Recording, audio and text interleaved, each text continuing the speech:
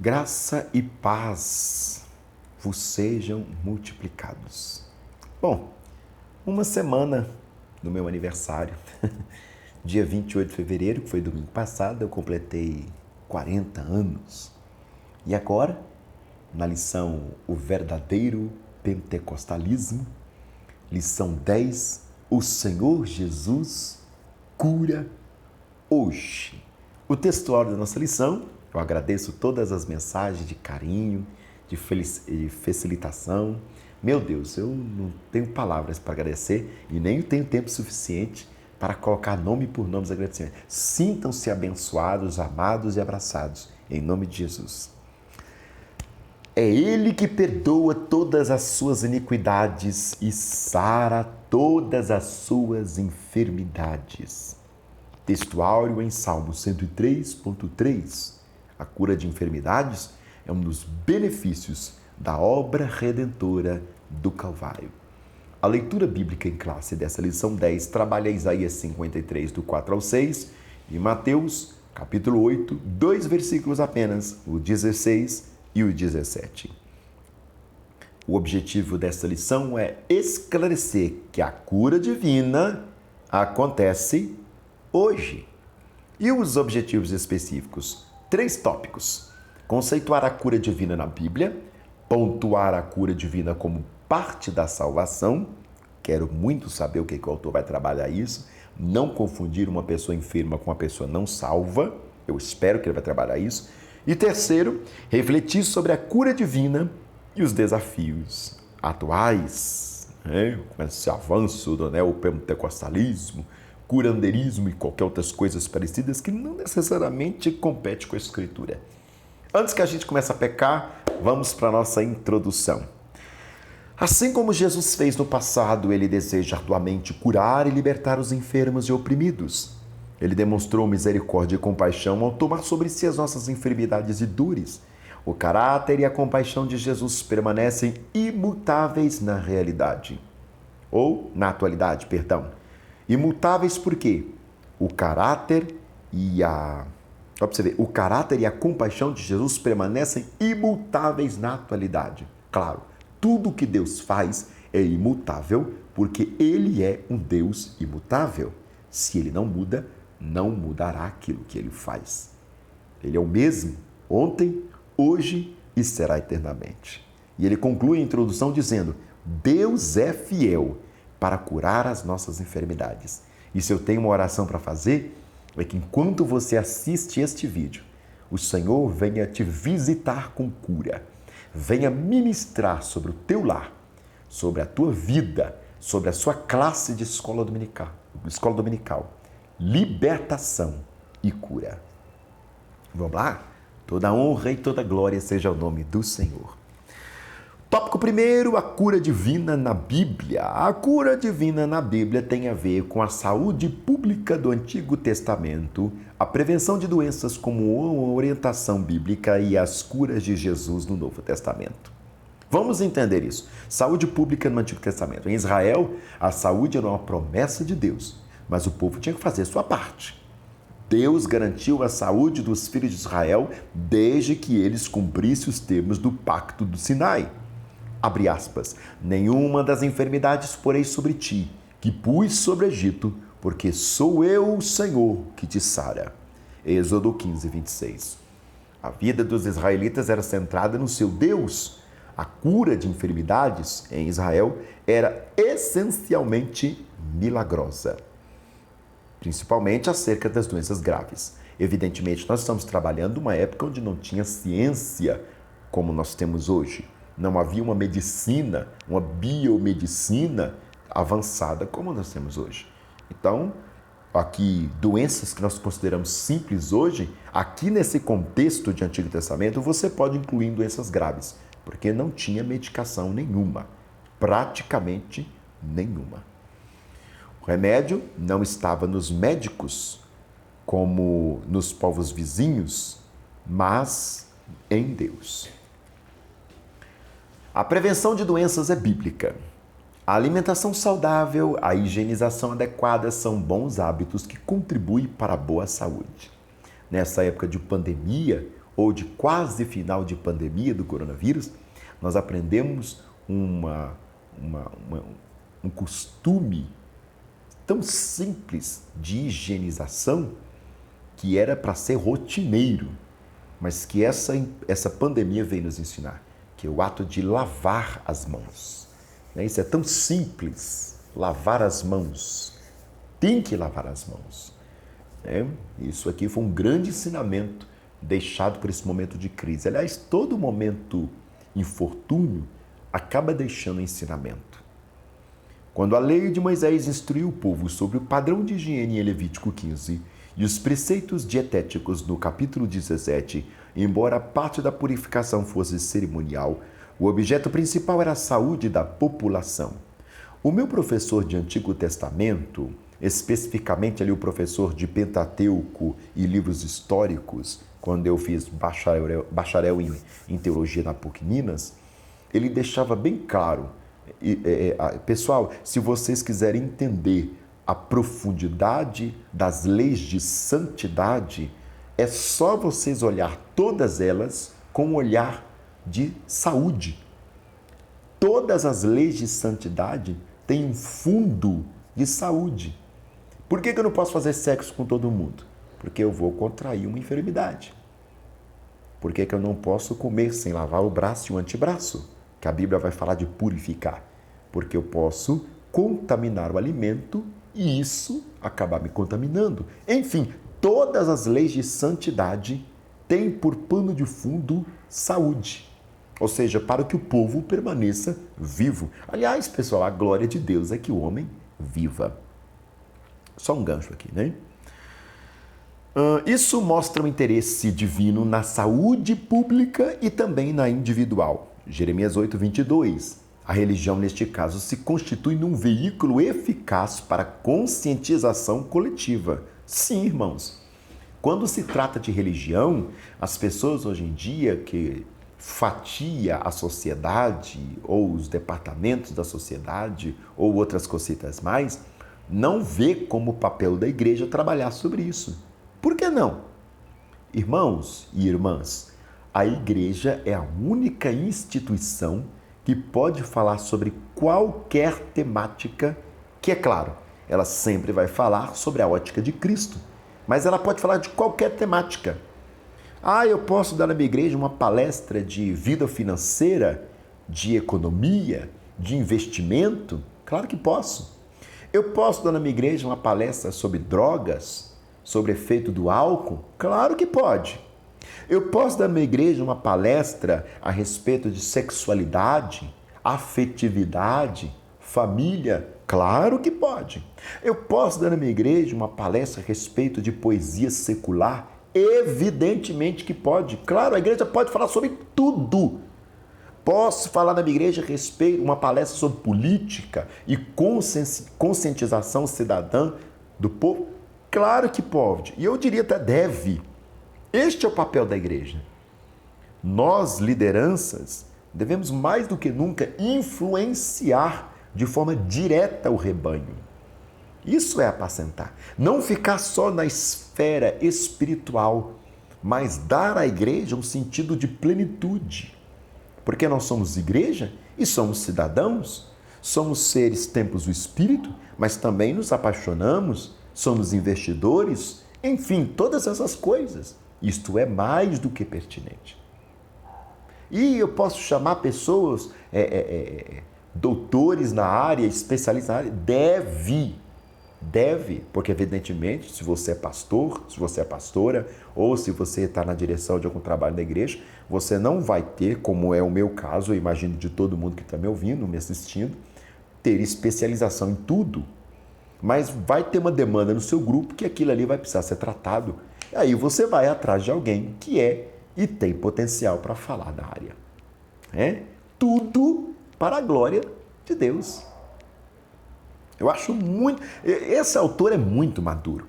A religião, neste caso, se constitui num veículo eficaz para a conscientização coletiva. Aproveitando o gancho, querido irmão, querida irmã, quando chegar a sua época de vacinar-se contra o coronavírus, por favor, vai tomar a vacina. Nós somos um povo tradicionalmente, nós brasileiros, vacinados. A gente até brinca, né? Meu filho, contra isso aí eu já sou vacinado. Ou seja, já estou preparado para essa situação. O meu corpo já reage bem. A minha mente já reage bem. Então, meus queridos, chegou a sua época de vacinar? Por favor, vá vacinar. Vamos parar com essas teorias apocalípticas de N coisas, de conspiração. Para com essa besteirada toda, pelo amor de Deus. Não adianta botar o joelho no chão se o remédio vem e a gente não toma. Né? O Novo Testamento mostra que a finalidade era uma questão de saúde pública e não necessariamente de purificação espiritual para a salvação ou santificação, como vai mostrar Mateus, capítulo 15, do 17 ao 20, Romanos, capítulo 14, verso 2 e 1 Timóteo 4, do 3 ao 5. O Novo Testamento agora vai trabalhar as curas de Jesus dentro do NT. Israel dependia mais de Deus e a sua garantia da saúde estava na obediência. O número de enfermos era alto e as curas efetuadas por Jesus logo chamaria a atenção do povo. Jesus veio ao mundo para salvar os pecadores, 1 Timóteo 1,15. No entanto, por causa da miséria humana, operou muitos milagres, prodígios e maravilhas. O Senhor se compadecia dos enfermos, dos oprimidos e de todos os de espírito abatido, porque essas pessoas andavam com ovelhas que não têm pastor. Alguém me perguntou, queridos e queridas, se espírito abatido já era considerado depressão. Misturei os assuntos, né? Se espírito abatido já era considerado depressão no Novo Testamento. Bom, aí nós teremos que consultar um exegeta para ver a raiz semântica das palavras e, concomitantemente, comparar com o que vai dizer um psicanalista. Essa resposta, enquanto teólogo, eu não tenho ferramenta suficiente ou não pesquisei para responder. Mas parece sim, dá uma boa indicativa. Espírito abatido, né? Por favor, não confundam depressão com opressão. Opressão é coisa de ordem espiritual. Depressão pode ser de ordem espiritual, como qualquer enfermidade, mas é naturalmente de ordem física, emocional. É daqui. Quando eu estou falando de física, eu estou falando do mundo onde nós vivemos, a realidade em que nós estamos inseridos. A compaixão era a principal motivação de Jesus para ministrar o povo. Isso não mudou com o tempo, pois a promessa da cura divina continua valendo. Marcos, capítulo 16, versos 17 ao 20. E enquanto você está ouvindo essa aula, compartilhando da mensagem que o nosso autor partilha do coração de Deus para conosco, seja ministrado em cura em nome de Jesus. Toda doença na sua vida, na sua família, na sua classe, sejam agora abatidas em nome de Jesus, para a glória de Deus Pai e a vitória da igreja. Diz amém? Síntese do tópico primeiro: o ato de cura de enfermidade da Bíblia é essencialmente milagroso. Quando Jesus cura mesmo. Subsídio didático-pedagógico da nossa lição vai apresentar uma realidade bastante interessante a respeito de tudo o que nós colocamos aqui.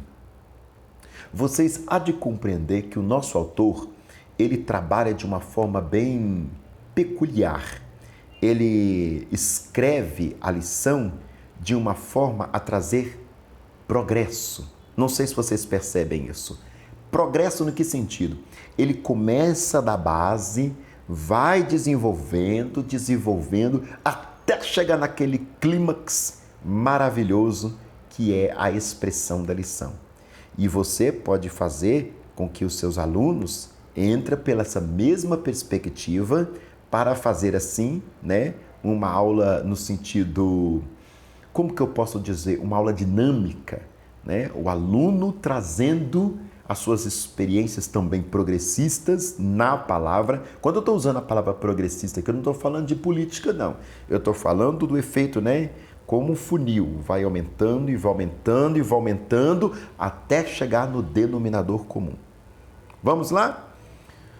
Subsídio didático pedagógico. Ao se preparar para a aula, procure relacionar o maior número possível de passagens sobre cura da Bíblia.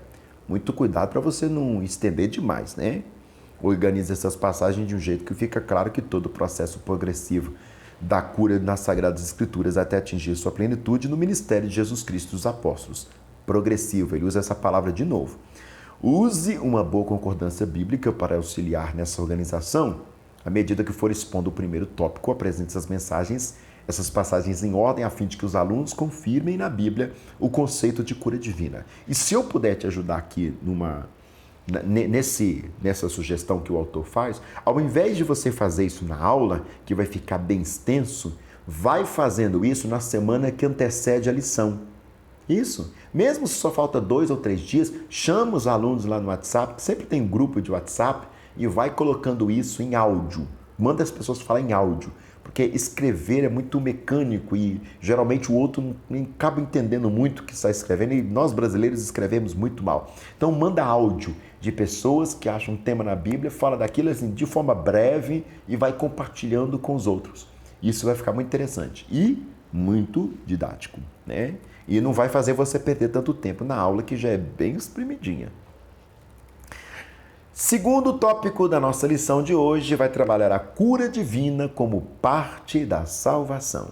Perigoso esse tema, hein? Será que nós poderíamos entender que se eu sou salvo, eu tenho que ser automaticamente uma pessoa sã? Não posso ser uma pessoa enferma? Será? O discurso profético de Isaías 53 anuncia a obra redentora de Jesus no Calvário. Encontramos alguns detalhes dessas palavras proféticas no Novo Testamento que demonstra com clareza que a salvação e cura divina andam juntas. Eu não sei se eu já comentei com você em outros vídeos, mas essa verdade que ele está falando aqui é tão interessante que até mesmo na ortografia do latim, na gramática do latim, não sei se vocês têm noção de latim, a palavra saúde e a palavra salvação só existe uma só palavra. Em português você fala de 2 palavras, né? Quando eu estou falando de salvação, você sabe de que assunto que eu estou falando. E quando eu falo de saúde, você sabe que assunto que eu estou falando. No latim, só existe uma palavra para descrever essas 2 palavras. Salus. Salus, dentro do contexto, pode significar saúde ou salvação. É por isso que muitas vezes na Escritura, Jesus perdoa o pecado de uma pessoa enferma em cima do leito de dor, que para ele perdoar pecados e salvar o pecador, é a mesma coisa. Salvação é o termo que aplica a diferentes ações de Deus no Antigo Testamento em favor do seu povo, como o livramento da escravidão, da fome, da espada e das enfermidades. A salvação da condenação eterna é o livramento do poder da maldição do pecado e a restituição do ser humano à comunhão de Deus. Ele explica para nós, baseado em 2 Coríntios 5,19 e Hebreus 2,15, o que é a salvação. Deus propôs a salvação para todas as pessoas. Tito 2,11. Não há predestinados. Todos podem se servir dessa mesa maravilhosa chamada salvação que Deus colocou à disposição da humanidade. E as condições para isso são a fé em Jesus e o arrependimento de pecados. Atos 3, 15 a 19. A vontade de Deus é a salvação de todos os seres humanos, mas para isso, cada pessoa precisa se arrepender de seus pecados e se converter ao Senhor Jesus. Atos 17:30, 1 Timóteo 2:4. Como eu disse, a salvação é uma mesa preparada que Deus colocou à disposição da humanidade. Mas para se servir dessa mesa, o homem tem que se levantar-se, ou seja, arrepender-se e ir até a mesa se servir dela. É muito interessante isso. Todos quanto se arrepender podem se servir da mesa da salvação. Cura divina. A declaração de fé das Assembleias de Deus define a cura divina como um ato de soberania, graça e misericórdia divina que, através do poder do Espírito Santo, restaura física e ou emocionalmente aqueles que demonstram fé em Jesus Cristo. Mateus 14,14, Lucas 4, 18 e 19, Atos 10, 38. Todas as lições, esse autor, que é uma das pessoas que participou da elaboração do texto da Declaração de Fé das Assembleias de Deus, ele faz uma cita da Declaração de Fé das Assembleias de Deus. É tendência nós procurar logo o médico em caso de doença, e isso não é errado. Né? Uma coisa é ter fé, outra coisa é ter responsabilidade. Se tem um médico disponível para te tratar, vai tratar. Não, irmão Daniel, mas eu fui no médico, o médico passou os remédios para tratar, mas Jesus falou que vai me curar. Eu vou abrir mão de tomar os remédios. De jeito nenhum. De jeito nenhum. O médico passou o tratamento, faça todo o tratamento e concomitantemente espere em Jesus. Ah, mas nesse caso eu não estaria ajudando o Senhor? Não. Você está fazendo a parte que lhe cabe enquanto responsabilidade. E a espera em Jesus é a parte que lhe cabe enquanto fé. São duas coisas que podem corroborar uma coisa com a outra. Tá? Não é competição aí não. Jesus mesmo disse que os doentes precisam de médico. Lucas era médico, Colossenses 4,14. Mesmo assim, o milagre acontece também pelos recursos científicos da medicina. Mas convém salientar que temos um recurso divino seguro para a cura das enfermidades, a ministração da unção com óleo em nome do Senhor sobre os enfermos. Tiago 5, 14, verso 15. Estando alguém entre vós doente, chame os presbíteros e orando sobre ele, ministra o óleo da unção dos enfermos. E a oração da fé salvará o doente. Salvar o doente. Você entendeu aí? Olha o trocadilho de palavras. E não curar o doente. Salvação e cura. Vamos ver essa relação aí. A obra de Jesus é completa, a expiação no Calvário resulta na nossa redenção e alcança também a cura do corpo físico.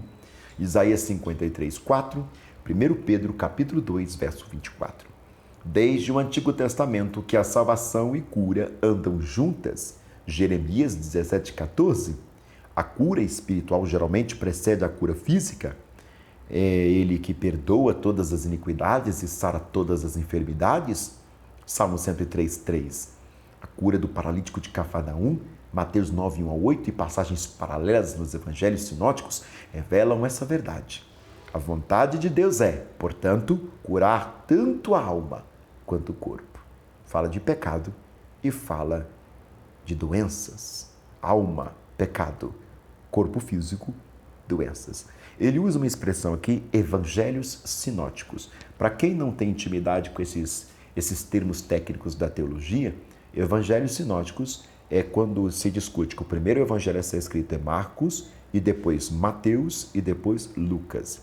E ambos dialogam entre si junto a uma fonte que é bem diferente da teologia proposta no evangelho de João. Depois a gente fala destrinchadamente a respeito desse assunto num outro vídeo.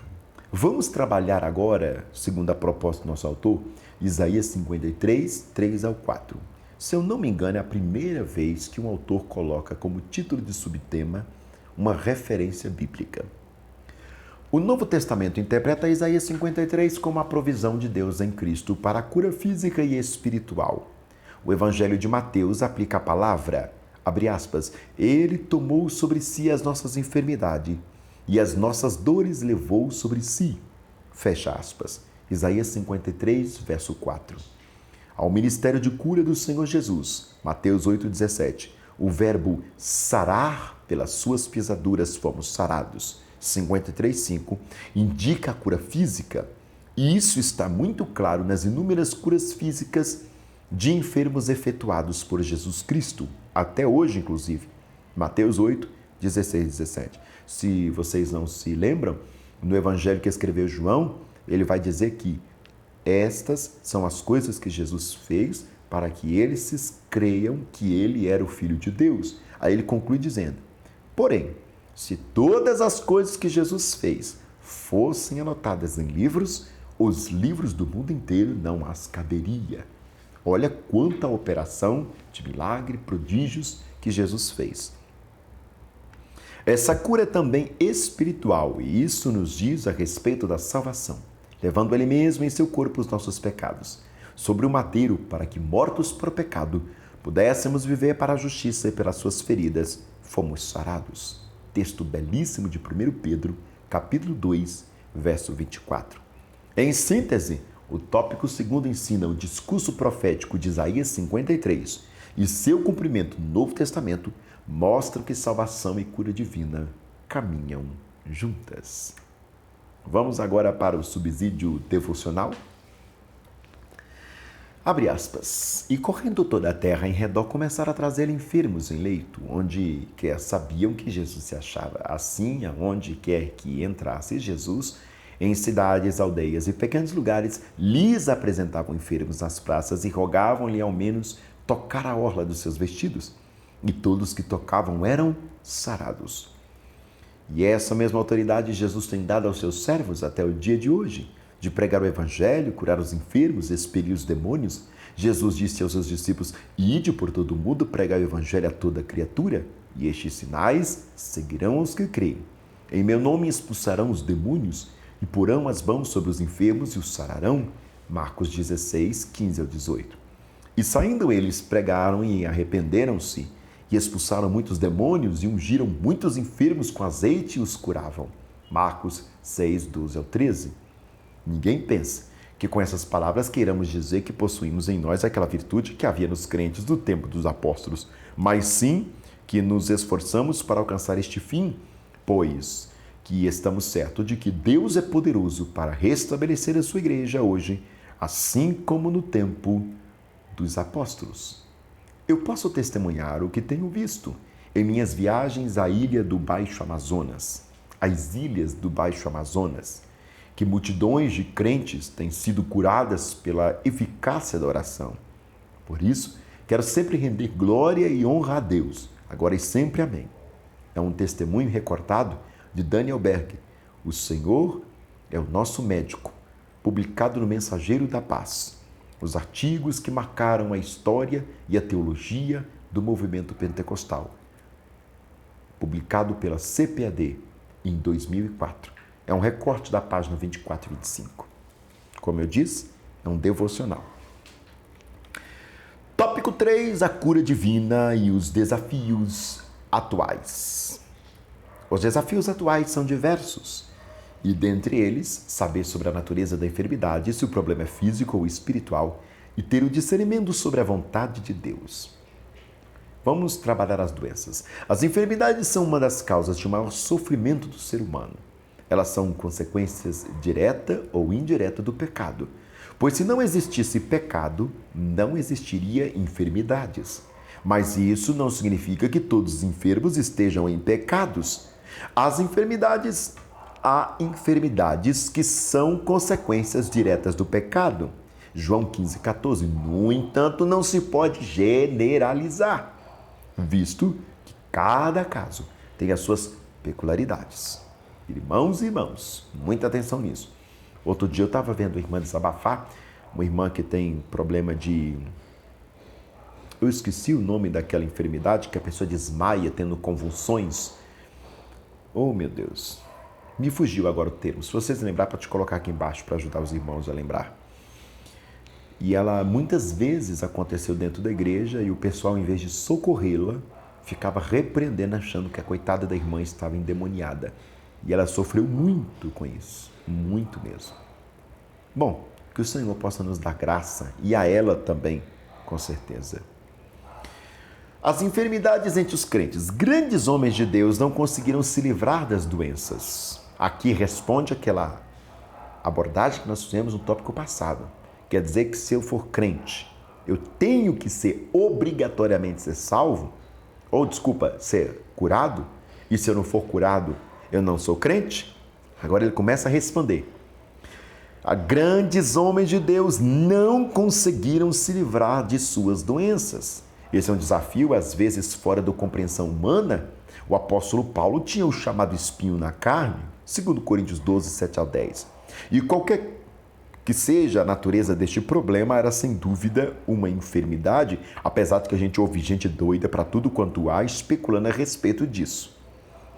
Aqui o autor coloca para nós, não sei qual é o fundamento disso, mas eu também começo a acreditar que é enfermidade. Gálatas 4, 13 ao 15. Timóteo tinha problemas de estômago, 1 Timóteo 5, 23, mas Paulo deixou Trófimo doente em Mileto, 2 Timóteo 4, 20. Não confundir doença com a possessão maligna. Cuidado, né? Jesus conferiu à sua igreja o poder de curar os enfermos, libertar os oprimidos do diabo. Mateus 10, 8, Marcos 16, 15 ao 20. É dever nosso usar essa autoridade em nome de Jesus para diminuir o sofrimento humano. Jesus tem saúde para dar aos enfermos, mas nem todos ou nem sempre compreendemos o plano de Deus para determinada pessoa. Duas coisas básicas devemos observar. Primeiro, se a enfermidade é opressão maligna ou uma questão médica, para não expulsar demônio onde não há demônio. Isso machuca as pessoas e não é tão incomum entre nós. Olha para você ver o que o autor está nos abordando. Muito relevante. Por que não dizer relevantíssima essa lição? Esse autor, cada lição, aumenta ainda mais o respeito que eu tenho por ele. Segundo, entender que Jesus é o Senhor e não o servo. Ele cura como Ele quer e onde Ele quer, de acordo com a sua soberana vontade.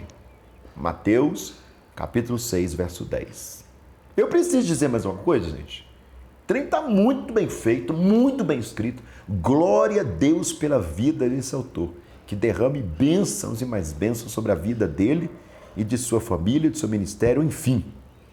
Síntese do tópico terceiro, saber sobre a natureza das enfermidades, se são físicas ou espirituais, e ter o discernimento da vontade de Deus, são desafios atuais. Nem tudo é demônio. Subsídio teológico. Vamos lá. Por que algumas pessoas são curadas e outras não? Eu tenho certeza que no decorrer dessa lição vai aparecer essa pergunta na sua aula. E o autor, sabiamente, já nos previne. A resposta a essa pergunta pertence à sabedoria soberana de Deus, mas podem ser feitas algumas observações. Alguns estão doentes por causa do efeito do pecado.